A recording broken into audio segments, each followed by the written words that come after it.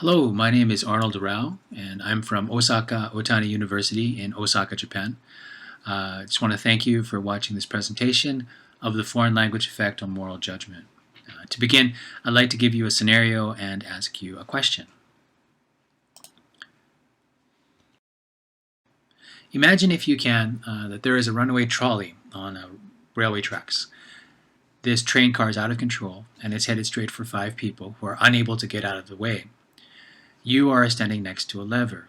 If you decide to pull this lever, the trolley will switch to a different set of tracks and avoid the 5 people. However, you notice that on these side tracks there is 1 person. So you have 2 options.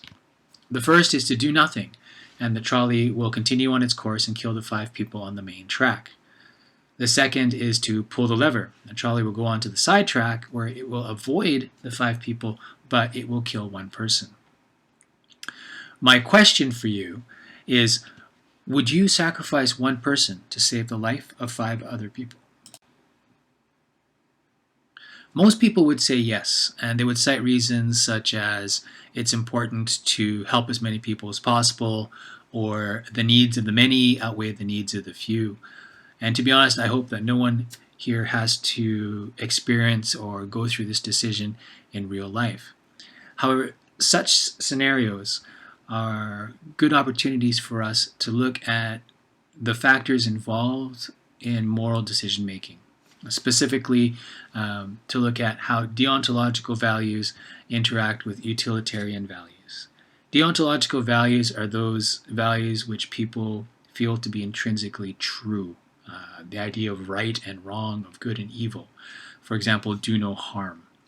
Utilitarian values are those that help us calculate how our actions promote the greater good, how we can help the most people possible. Why is it important to understand how these value systems interact within a moral decision framework? Well, morality is an intrinsic part of our individuality. It's an important part of who we are as people. Our morality guides our interactions with people on a daily basis. It informs our outlook of the world. And most people would argue that morality is fairly stable, that it doesn't change. But how intractable really is morality? I mean, again, where most people would argue that although there are many different factors that contribute to a moral decision, once the moral decision is made, it rarely ever changes, so long as the situation remains the same. The fact is, current research into the foreign language effect has shown that just the language used, whether it's a person's L1, their mother tongue, or whether it's an L2, a second language, has a significant impact on moral decision-making outcomes. In other words, just the language used can make people change their moral decisions. So to better understand this, we undertook an exploratory research study with Japanese university students studying English. We asked students in first and second year to participate based on scheduling and based on their course of study. That is, the students had to be studying English. We were able to bring together 74 students using their TOEIC scores, or Test of English for International Communication scores. We calculated their English level to be intermediate, between A2 and B2, actually about B1. In this group, there were 34 males and 40 females, and we divided them further into 2 groups, a control group and a test group. Like previous studies, the control and test groups were given the trolley dilemma and a trolley dilemma variation in both English and in Japanese. And these are the results. In our control group, they were given the trolley dilemma in L1, Japanese, their mother tongue, and of the 37 participants, 59% chose a utilitarian choice. That is, 59% chose to save the 5 people by sacrificing 1 person. The test group was given the same trolley dilemma. This time, they were given the dilemma in English. And of these 37 participants, 76% chose the utilitarian choice. Again, 76% chose to save the 5 people and to sacrifice the one person. Looking at it in a different way, in the mother tongue, L1, 59% chose to save 5 people, utilitarian choice. 41% chose to do nothing. In the test group, which was in English, L2, 76% chose to save the 5 people, 24% chose to do nothing. This 17% increase in utilitarian choices is in line with the findings from other research that shows anywhere from 16 to 23% increases in utilitarian choices when a dilemma is presented in a mother language and when the dilemma is presented again in a foreign language. Now this is between 2 different groups, so to make sure that there was no bias and to really ensure and to investigate whether or not there was a foreign language effect, again, between L1 and L2, we retested the test group and gave them another moral dilemma, a variation of the trolley problem. This time it was in Japanese. Here is actually the English translation. So based on our theories, the hypothesis was because this was presented in Japanese, there would be a greater number of deontological choices, so that there would be less people choosing the utilitarian choice of saving 5 people. And in fact, unsurprisingly, that's exactly what happened. So with the test group, initially they were presented the problem in English, 76% chose to save the 5 people. When they were presented a similar problem in Japanese or mother tongue, 62% chose to save 5 people. And we can compare that with the control group where 59% chose to save the 5 people. So yes, we do see a significant difference, in this case 14%, between foreign language and a mother tongue. So what exactly is happening here? There have been several theories that have been proposed, but they generally stem from the idea that there is a dual process model of decision making when it comes to moral decisions. It involves system 1 processes, which are automatic and immediate and intuitive, a gut response to a situation. And these generally drive deontological choices, the idea that it's wrong or right to do something. The second system is much more effortful. It's, of course, slower, more deliberative, more calculating. And this is the utilitarian choice, and this is when we start weighing out options and try to figure out what action promotes the greater good. This dual process model using the 2 systems has given rise to 2 theories that explain why people tend to choose more utilitarian choices when a dilemma is presented in a foreign language. The first of these is called blunted deontology, and the second is called heightened utilitarianism. With blunted deontology, again drawing from system 1 sources, the idea is that when we use a foreign language, it reduces our emotional connectivity to the situation, that we increase psychological distance from the situation, and the idea that a foreign language has less emotional resonance than a mother tongue is a widely held idea, and it's been supported by a lot of studies. And actually also supported by first-hand experience. If you talk with people who speak a foreign language, they'll often report that it is much freer or easier to express oneself using a foreign language than it is using their mother language, mother tongue. And it's not surprising if we remember that memories are encoded within a linguistic context. When we experience our memories, we usually experience the emotional impact surrounding them. It's interesting that when memories are experienced via a foreign language, for example, relating something that happened to you in the past in a foreign language, it dilutes that memory, dilutes the emotional impact of it. Further, a lot of the prohibitives, the do not do this or it's wrong to do this that we learn occurs during childhood. And of course, during childhood, a lot of those prohibitives are taught to us, or we're instructed with our mother tongue, our L1. There have been recent studies as well on taboo words and prohibitives and comparing the emotional anxiety experience with taboo words curse words, swear words in a mother tongue and in a second language. And the emotional anxiety is much, much greater when those taboo words are presented in a mother tongue than in a second language. So again, that lends a lot of support to the idea of blunted deontology. Heightened utilitarianism focuses specifically on system 2 process is the fat man problem. And this is a problem that's related with how dilemma is framed or how it's set up. So initially, if you remember, there's a runaway trolley, there's 5 people who can't get out of the way, there's a lever you can pull to save the 5 people, but you sacrifice 1 person. The fat man problem is very similar with one exception. There's a runaway trolley. There's 5 people who cannot get out of the way. However, this time, you are on a footbridge. And there is no lever, however, there is a very large man.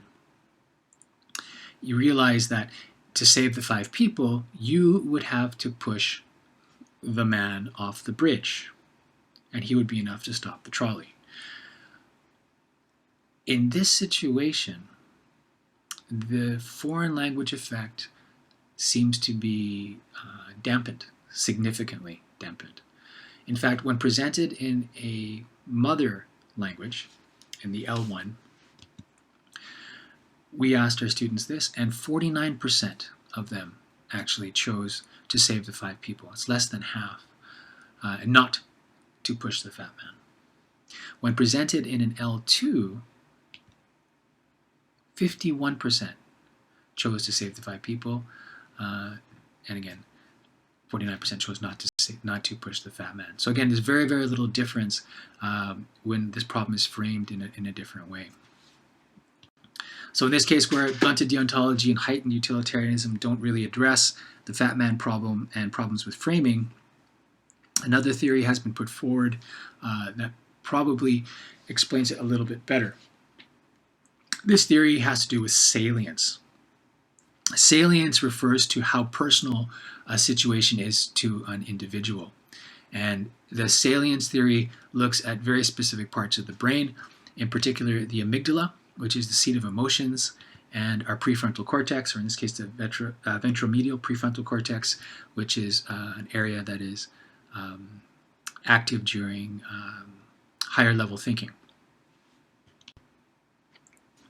fMRI research has shown that our brains seem to be wired to respond to personal harm. So if we perceive personal harm, there's a lot of activity occurring in areas that are associated with emotion, specifically the areas around the amygdala. Utilitarian or consequentialist thinking tends to be centralized in the prefrontal cortex, as we said before.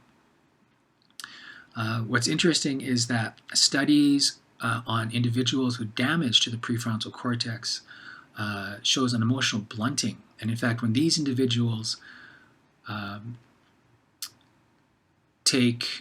asked to respond to difficult moral dilemmas, there is a predominance, a disproportionate predominance of utilitarian judgments when faced again with difficult moral decisions. That is, people with damage to the prefrontal cortex lack no emotion. They are not able to personalize a situation. On the other hand, studies on people who take SSRI, or selective serotonin reuptake inhibitors, these are usually prescribed to people with depression, show that the amygdala is extremely reactive. SSRIs create emotional highs, so it results in, again, a predominance of deontological choices. In the salience theory, the idea is that the amygdala and the prefrontal cortex, or our emotional centers and our logical centers, if you want, tend to combat each other, initially reacting with our emotional centers and then being transposed or being evaluated by our prefrontal cortex to create outcomes. The stronger the emotional response, then the more difficult it is for our prefrontal cortex to suppress that emotional response and react more analytically, is the idea of salience. So in the case of the fat man, when we see very similar results in both, because it's so personal and there's such a greater emotional response in this dilemma, it is much harder for our brains to choose the utilitarian choice. So why is this situation much more personal? The reason is that in the first dilemma, the classic trolley problem, where we pull the lever, we are responsible for a person's death. In the second dilemma, the fat man problem, we're not responsible, we are the cause. We are much more active in it, and that makes the situation more personal. So again, increased emotion means decreased ability for prefrontal cortex to process decisions properly. And this is the idea of salience. To be honest, there's still a lot to be researched and examined about the foreign language effect, but there are a few things that people know for sure, and that foreign language does affect moral decision making, and that it can significantly change what decisions individuals make. There's also, this is supported by other studies, particularly studies that show that mother tongue has much more emotional reactivity with things like taboo words or reprimands, or emotionally charged languages. The idea that foreign language effect occurs across all cultures and across all second languages. So regardless of whether or not the second language is English, or it's Japanese, or it's Hindi, or it's Farsi, or it's Portuguese, the foreign language effect occurs. Very, very recent studies have shown that as proficiency in the second language increases, the effect of the impact of the foreign language effect decreases. So they're inversely related. Also, we just talked about salience. The more personal the more personal an individual perceives a dilemma, the less impact the foreign language effect has, whether it's by framing or even anchoring. Perhaps there's a personal connection to a person's life experiences that can negate the foreign language effect. A recent study has been done on risk aversion, so whether people are more risk aversive in a foreign language or in their mother tongue, but it has been inconclusive, and further studies are needed to be done with that. But in total, the foreign language effect is quite interesting, and it's necessary to better understand, because as our world becomes more and more globalized, and as borders start to disappear and countries work together, much of what is being decided in a foreign language, whether it's English or French or even another language. So it's important to understand and recognize the factors, and all the factors that are involved when it comes to making decisions that affect large numbers of people. It's my hope that this presentation has created some interest in the foreign language effect. And if you have any questions or concerns, please feel free to contact me anytime. I'd be more than happy to correspond with you. In the meantime, here is a list of references that I used for this presentation. And I'd like to thank you again in these trying times for giving me your attention and participating in this conference. Just wishing you and yours all the best. Thanks again.